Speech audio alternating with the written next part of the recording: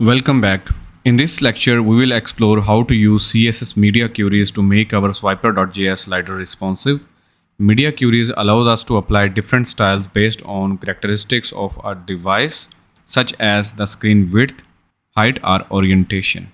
Let's dive into practical implementation of media queries to create a responsive slider.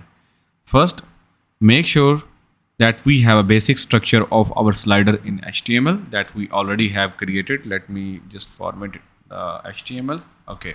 Next, make sure that we have the basic styles for our slider in CSS. So we already have the height, width 100%, and let me make the height of 400 pixels, and make sure that you have this block of code as well to style the swiper slide.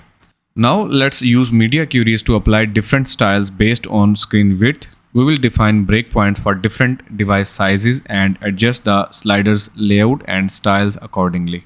So first, add the media query for the screens smaller than 600 pixels that are mostly mobile devices.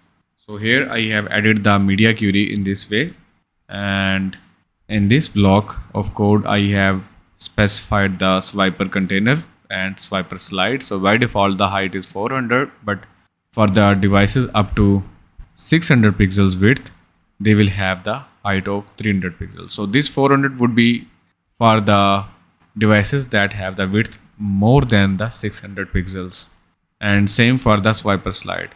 So up to 600 pixels of width, the devices will set the font size of 14 pixels. Next, I have added another media query that is for screens between 601 pixels and max width of 1024 pixels. So this is mostly for the tablets. So the entire code is same. We just changed the height. So in the tablets, the height has been increased 350 pixels and the font size has been increased to the 16 pixels. Next, at last, we will add this media query. So this is for the screens larger than 1024 pixels. So here we just have specified the height of 400 pixels and font size to 18 pixels.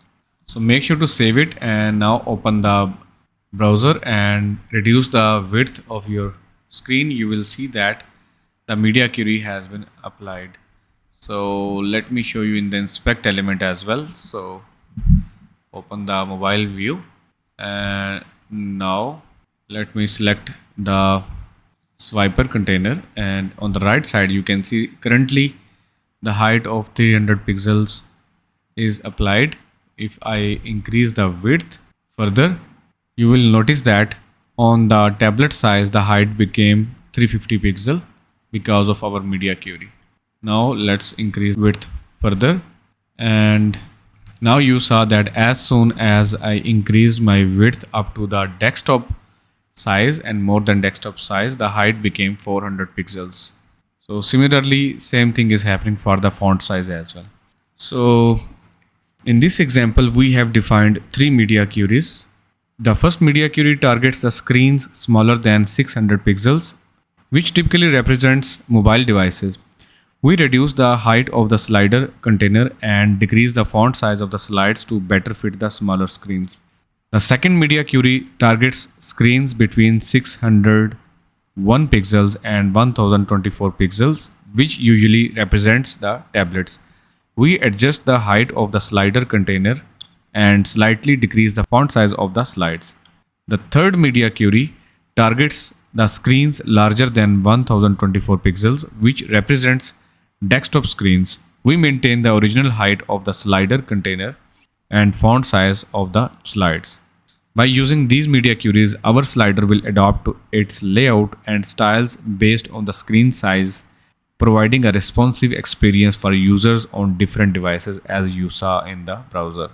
You can further customize the styles within each media query based on your specific design requirements.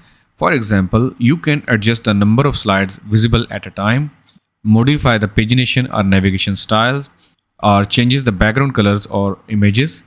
Remember to test your slides on various devices and screen sizes to ensure it looks and functions as intended. In the next lecture, we will explore how to adjust the swiper.js options to optimize the slider's behavior for different screen sizes.